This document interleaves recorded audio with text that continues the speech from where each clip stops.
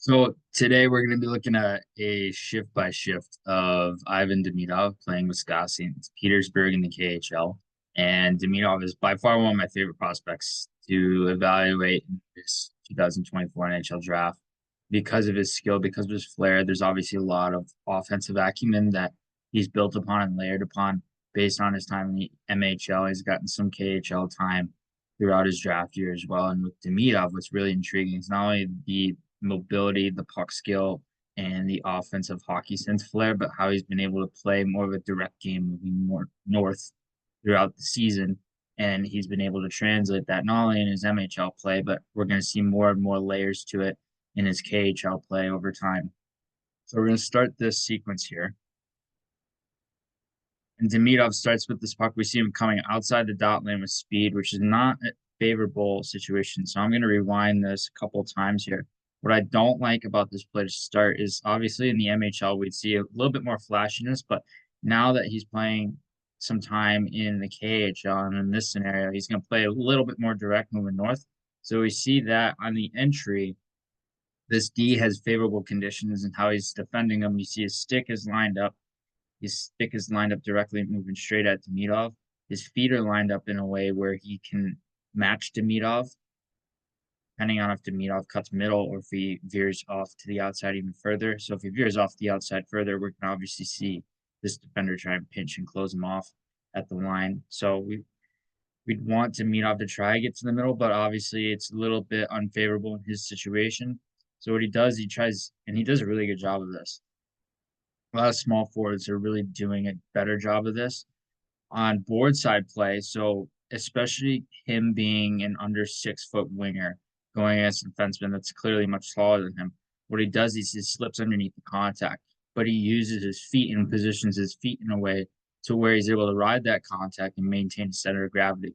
So he doesn't slip off easily. Obviously, he loses the puck, but he's able to get through that in an unfavorable setting right off the line rush sequence. And he had a 1v1 off that sequence. So strong side support sequence leading to here. And Demidov is going to veer off puck a little bit. He's in middle ice now, which is favorable, kicks his puck wide, and he stays middle. But you want to see him lurk between his check a little bit more. Now he's trying to support off the puck again and rotates off the cycle. Still in the middle, but obviously there's not really much favor in Demidov's factor and in his favor here because the off puck scenarios, ideally, we want him to be moving more. We want him to be seeing him move his feet a lot more and be clear and more direct in how he's going to move off the puck because his patterning in these scenarios, yes, he's staying between his checks, but he's not a clear support option for his teammates. So back post, he's going to sneak off that back post and does a really good job timing that. So he jumps off the back post and he jumps down to the back wall and he tries to do a manipulation move with the puck when he gains it upon retrieval. He tries to use his backhand and slips it over to his other side. And then he uses a really nice mohawk pivot here to not only this gains a step for body position and allows him to maintain that body position element, but at the same time, he's still able to protect this puck. So he can go low to high almost here. Didn't work out. Obviously, a slower start to the game for him. And it's hard because playing in such a good system with Scott St. Petersburg, obviously he's going to dominate the MHL. KHL is way, way tougher. Off puck support was good there. What I like about this is he veered away from the play out of the corner battle. So he realizes it's a 2v2 in the corner. He pops out. This guy is going to get retrieval and clear possession of this puck off the corner battle. So he's able to find that clear lane to Demidov. He tries to weight shift by loading his front leg on the shot here. So corral the puck, yeah, extra stick handle, that extra puck touch limited his time and space. So we'll see that again here. That extra puck touch, now he's getting D closure off that corner battle and coming off the wall. So now this defender is going to try and pinch on him. He gets clear stick on puck so effortlessly because Demidov, he obviously had to take that extra puck touch, but because of that, it impacted and negated the actual possession impact of the scenario. Tries to get a shot off, fans on it, and then Demidov, he tries to lurk back into space and veers slightly away from the play. Interchangeable with the D here, which is nice. moving for support. So obviously we want sort of a 5-man unit for him there. But he interchanges and rotates out with that D coming in and out, and then he comes back down to the back wall area, another corner support situation. This is obviously harder for him because playing in the KHL again, there's not going to be a ton of possession time for these younger players, and these younger players are going to have to find ways over time to try and assert their impact in the KHL. It doesn't necessarily happen for some of even the premier players right away in the KHL, even in their draft years. It takes a lot more time, and it's one of the more challenging leagues to try and make coming out of junior and into the high tier Russian system in the KHL, for example. That F1 track was fine there, or excuse me, F2 track, where he tried to cut that ice in half there, and he forced a dump out. And then here we'll see Demidov, we see that swing through. So that swing through the middle was well timed in a sense of how he was able to almost get to that puck. That teammate, if he was able to get to that puck and get body position first and then find Demidov swinging in and swinging through, that would have been ideal. Stick at the line was fine there. And then Demidov's back. So he's back covering that half wall, half slot area. See another straight line route off the dot line here. This is really challenging because going against their D, they have a lot of bigger defensemen here. And this is an outside the dot lane breakout first and foremost. And then off the breakout, he's not able to gain the ice. And it turns into 1v1, but it could easily be a 1v2 with that weak side defenseman potentially pinching over. So Demidov obviously is outside the dot lane. This defender is trying to match him. So he's skating back. Now he's forward skating. He's able to match him, and he matches him really well with using a stick and obviously body position. He's able to get around him easily, track him easily. Demidov, he tries to, and he's done this a lot in the MHL, where he's able to get a lot of pucks to the slot every time he's on the ice, and that's mainly in the MHL. In the KHL, he's done it a handful of times, but in the MHL, he does it a lot. He loves to pass the slot. It's a big habit of his. So he tries to make that pass to the slot, doesn't work. Now we see that track back. So that track back in the scenario from Demidov. What's good about the habit is his toe caps are in. So his toe caps are angled to the interior of the ice. So that habit right away is directing him towards the middle. Then obviously he's trying to track back and track this on coming forward, who tries to pass in the middle of the ice.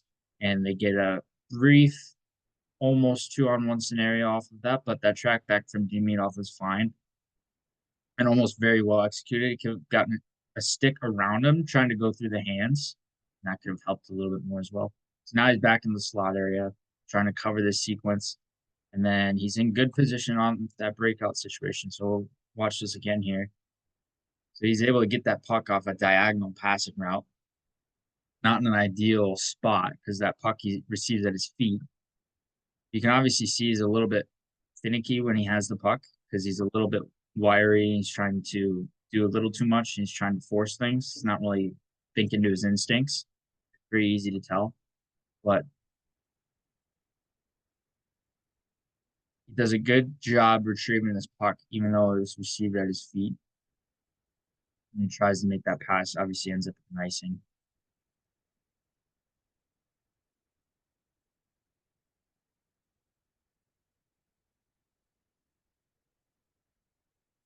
I like that pressure from him at the wall there.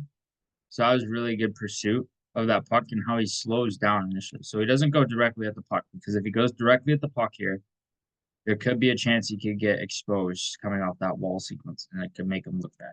He doesn't overcommit, but he doesn't undercommit. He does a good job walking that fine line, that defensive zone coverage at that point.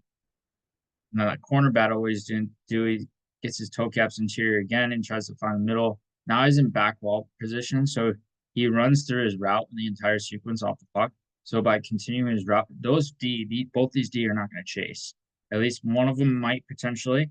See, one of them is going to chase him around that near side post, which actually gives more favor to Demidov in this situation because since he chases at the near side post, forces him to go around, so he loses some speed a little bit.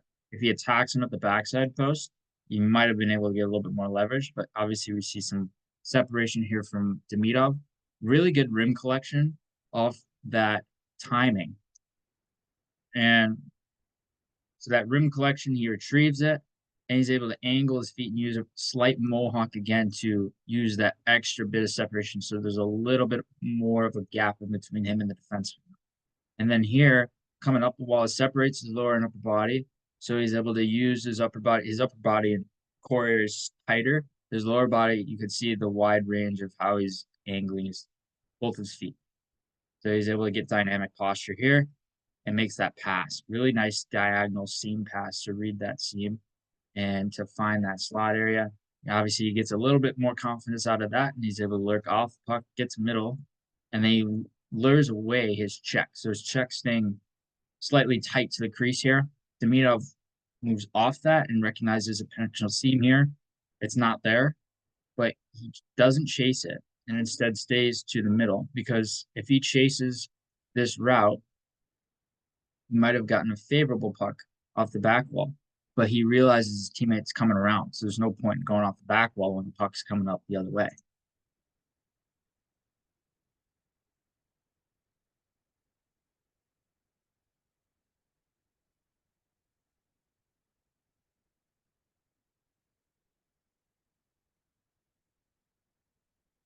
And really good stick on puck sequence there. I like how he's able to turn his feet. And then last second, he uses his stick while he's turning to be able to poke this puck free, and then tracks. So hard F1 track. So that creates a primary triangle here. So the primary triangle right here for Scott St. Petersburg. F1 track hard in from Demidov. He's able to get slight body position. We're going to rewind this a few times. It's a really good example of translatable body position. So he moves first into the contact, and then by moving first, he's able to force this defenseman to slightly be off balance. I'm going to rewind again, just because I want to make sure I get all of this covered. He moves his feet, angles his feet. So another mohawk here, very tight. And he's able to retrieve this puck, get off the wall, and then almost, you see again, another habit is he does this a lot. Tried this multiple times throughout the game already. He loves to try and pass to the slot. So he tries to find that weak side seam, which is not there. He has a really good idea of where seams are and utilizing those playmaking instincts. Obviously, he can score too. He's tremendous as a goal scorer, but using those playmaking instincts are a key component to his puck skill and his creativity and how he's able to manipulate one-on-one traffic. This mohawk was not necessary here because he gets the puck at his feet. It was timed a little bit off, so he gets the puck at his feet. Now they have a middle ice entry off of that, which ideally though, the D is able to get back. They force this man outside and forces a dump. Very untranslatable situation. But anyway, Demidov, now he's going to lure outside. I like this sequence. So he's facing the play. There's a little bit more confidence out of him. He's like, I want this puck based on body language here. So I want this puck, and he has a lot of composure here to manage this. What's not ideal, he just flips it out. The flip out's fine, but not often icing. He could have easily handled that puck and tried to create a breakout situation. Now he's seeing him low in the corner, especially as a winger. He's got to get high a little bit. He realizes that. Now he's in another corner situation. I can't really tell, 3-on-3 battle now. So the weak side rim forces a change of sides of possession. Now Scott St. Petersburg, they have to stretch out laterally. So this provides depth in the ice for attacking team. Flip outs was terrible. It didn't work there. And Demidov, he still maintained his position as a winger. So wingers, especially in D zone, they have a little bit more leeway, especially more than centers, because of the fact that they mainly have to work the walls and they mainly have to work those low to high passes and realizing those. And sometimes the weak side slot. So other times there's not a ton of responsibility that they necessarily have to worry about. Obviously, they still have some and they still have to maintain their positioning. But for wingers, it's especially beneficial at this age to be able to still be in the right spots, but not necessarily 100% of the time because they can still learn those things a little bit easier, especially as they age. So this is a track outside the dot lane from Demidov because he realizes I'm gonna rewind this again.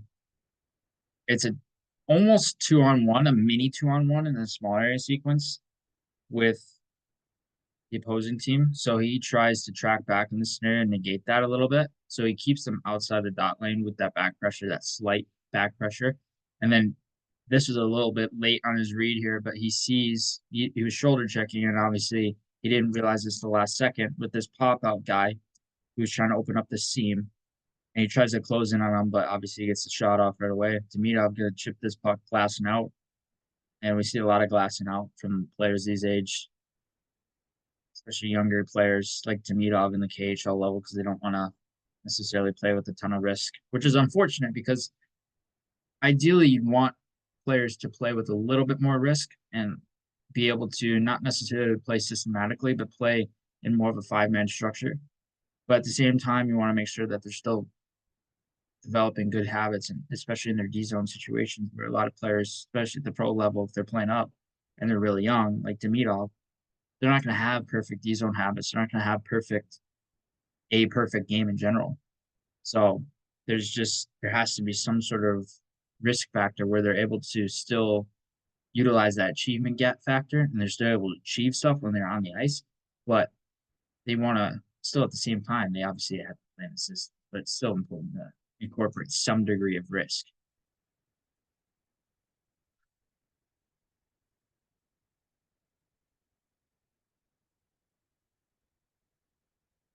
And that weak side spacing here was really nice.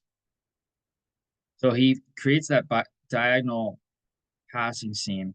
He's all the way over on the weak side, so this forces a change of sides possession. Now, in this one-on-one battle, he's going to look to gain body position again. He uses that. You see those mohawk pivots a lot from him, but he's able to use that mohawk slightly. And he almost gets because his weight was falling slightly back. He was kind of leaning into him, so he wasn't able to get full body position, and that center of gravity element wasn't there quite as much. So if he had balanced weight on both of his feet, he would have been able to get better contact in the scenario. But he still retrieves the puck quite well. And we see that physical resilience, how he's able to use that competitive edge and be able to still be engaged in that one-on-one battle for at least 5 seconds or so. So that was really nice from him. And then this is going to be a hard track in 2-on-2. And obviously they're able to outlet quite easily there. That 2-on-2 gets exposed pretty easily. Now he's going to go back.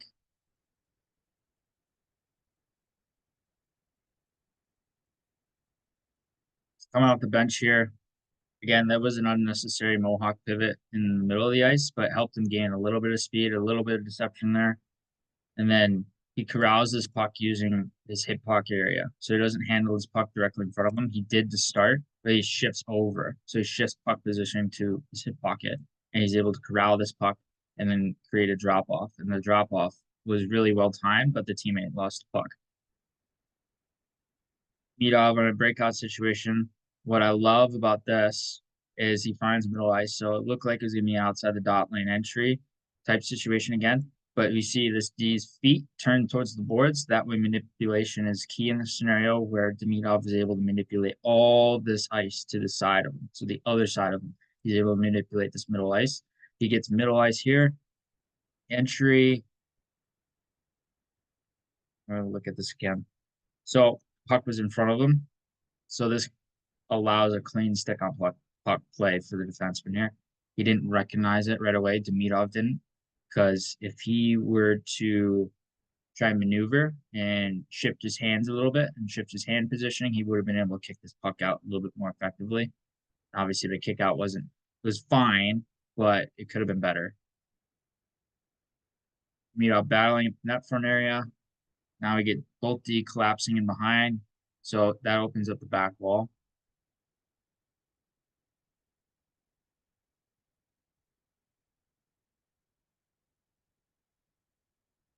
That track back was good.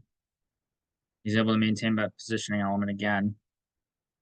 And he doesn't clear the zone. He doesn't swing away from the zone right away. He still likes to maintain that element of positional play so that he's not lurking too far away from play. Again, it's a more factor when it comes to systematically system elements more than tactical elements. F1 track, he's going to try to cut that ice in half here. So he's going to cut middle and then uses stick well. Obviously, this defenseman's not going to go and pivot the other way. So he uses stick well to at least cut that off, cut that ice off. And he's going to hard track in again. Tracks this defenseman really well. F2 tries to support, tries to be an anchor on that play to shut it down. It almost works, but they're able to luckily gain possession, throw this play to the back wall. Demidov is going to try to track. Now he's going to stay above puck, and he's going to try and maneuver back. So they beat him. They beat him in that layer there. Good transition scenario. What I like about this is Demidov continues his route, so he doesn't necessarily stop at the net front. Say he stops at the net. Maybe the shot gets blocked. Maybe the shot never gets through. He continues his route to the side, so he pops off a little bit. So if he were to come in, he might be able to tip that puck, still redirect it, and then continue his route moving with speed, going through, which is fine. So now he gets off the back wall into the corner. That's a small area 1v2. That's a translatable scenario for him in terms of detail, how he was able to execute it. This puck gets worked low, uses that little bit of shiftiness in his feet here. So it shifts the weight of that defenseman slightly back to his heels. And then Demidov's able to pivot out, and then he's using his backhand to try and retrieve this and chips it up. The back wall situation doesn't quite work out, so they have to go low to high. Shot gets blocked. Back to that same corner we saw Demidov in. And again, we've seen this 3 or 4 times now. Loves to pass to that slot, tries to find that high slot area off the diagonal passing seam, but doesn't work. Really close though. Literally almost well executed from Demidov there to showcase that extra bit of skill. And another situation, we saw this earlier in the game off the half wall, coming down that strong side, I believe it was in the first period, where he's able to slip underneath the contact. So he rides the contact using center of gravity, his lower body, and ability to hold this puck through the Mohawk pivot. So he does that, and he's able to gain that separation space. So clean how he's able to execute. Awesome job. This did a tremendous job overall. F1 track. So that F1 track forces this D to collapse, go the other way with the puck. They try to rim it. It does not work. They do not clear the zone. So it was a good track and good hunt by Demidov to first cut that ice in half and negates that other side and that other wall for that defenseman to rim around there.